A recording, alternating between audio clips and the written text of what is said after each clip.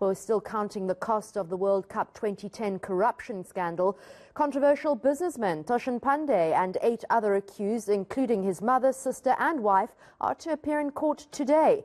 Panday's charge sheet is long. He's facing 273 charges of fraud, corruption and money laundering with a value of about 47 million rand. The trial is yet to start, but legal teams are meeting today. Reporter Mawande Kheswa is there. Thank you so much, Mawande. Can you hear me?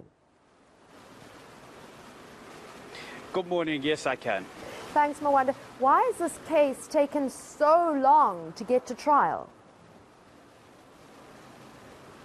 Well, there's been quite a number of snags along the way that have prevented this case really from going to trial. But to give us a clearer picture, I'm going to bring into the conversation Sindisiwe Seboka from the Investigating Directorate. We thank you for your time.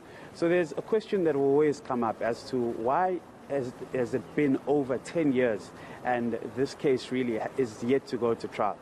For starters, the Investigating Director took up office in around May, June 2019. And this case was only enrolled in October 2020. So it's been a few months actually since the matter has been enrolled. We as the IED see this as a fresh matter that we are doing our best to expedite to make sure that it goes to trial as soon as possible. What we must also do admit though is that before we took up this case, after doing our groundwork, we did find that there was a lot of obstacles deliberately put in place for the matter to not proceed. However, those obstacles in the main, many of which we've done our best to remove. However, we know that they're not going to take this lying down. We are expecting some form of a fight back. So the case was again postponed today when the accused appeared in court. Can you take us through as to why that is the case?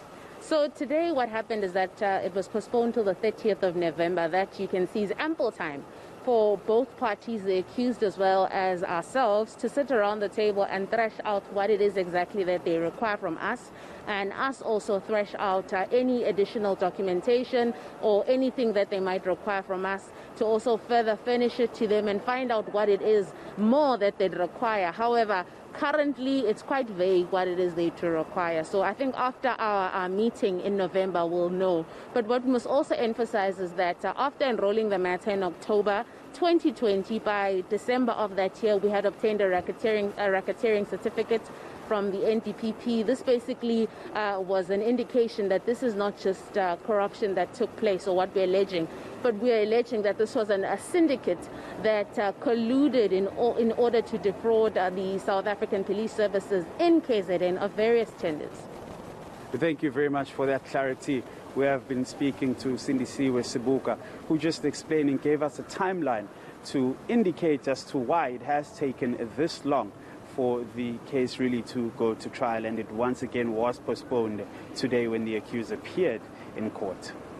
Mawande, has there been any plea yet from Thoshan Panday and his family, or has the asset forfeiture unit moved into their house at all and had any contact with them as far as you know? It's not yet clear as to what has transpired with that regard. There's still quite a number of details that still need to be hashed out, as also Sindisiwe indicated that there still needs to be some clarity when they meet to discuss exactly what the defense needs to be furnished with and so forth. So there's still quite a number of details that need to be ironed out.